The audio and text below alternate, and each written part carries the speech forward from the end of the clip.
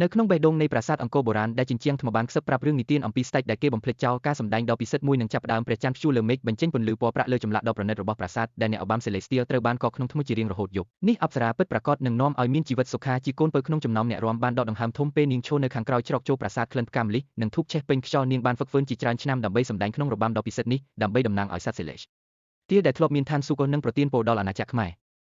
ក្នុងចំណោមអ្នកមើលគឺស្ត្រីចំណាស់ម្នាក់ភ្នែករបស់នាងឆ្លុះបញ្ចាំងពន្លឺនៃគោមសុខាធ្លាប់ឃើញនាងពីមុនមកអង្គុយស្ងៀមក្បែរខ្លោងទ្វារប្រាសាទមើលការសម្ដែងនីមួយដោយមិនងាករេយប់នេះពេលដែលសុខារាមនាងមានអារម្មណ៍ប្លែកដូចជាវត្តមានការហៅទូរស័ព្ទចលនារបស់នាងកាន់តែស្រាលទៅវិញ្ញាណរបស់នាងលោតហួសពីកម្រិតនៃរាងកាយរបស់នាងពិភពលោកជុំវិញនាងរសាត់ទៅហើយមួយសន្ទុះនាងលែងជាសុខាក្មេងស្រីអ្នកភូមិទៀតហើយនាងជាអប្សរាមិនចេះចប់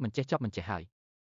នៅពេលដែលកំណត់ចំណាំចុងក្រោយនៃតន្ត្រីបានរសាត់ទៅពេលយប់អ្នករាំបានបន្ទាបដៃរបស់ពួកគេដោយរួបរวมដោយអន់ក្បាលនៅមុខប្រាសាទសំឡេងហូរកញ្ជ្រៀវពេញខ្យល់មុននឹងការទះដៃផ្ទុះឡើងស្ត្រីចំណាស់ញឹមមកក្បាលតិចហើយបន្ទាប់មកដូចជាស្រមោលនាងបានបាត់ចូលទៅក្នុងជម្រៅនៃប្រាសាទសុខាស្ទុះរត់តាមបេះដូងលោតញាប់នាងបានរកឃើញខ្លួនឯងនៅពីមុខចម្លាក់ដែលនាងបានឃើញ1000ដងពីមុនមកប៉ុន្តែយប់នេះមានអ្វីប្លែកក្នុងចំណោមអប្សរារាប់មិនអស់ដែលឆ្លាក់ក្នុងថ្មមានមួយមុខដែលនាងស្គាល់គឺរូបនាងផ្ទាល់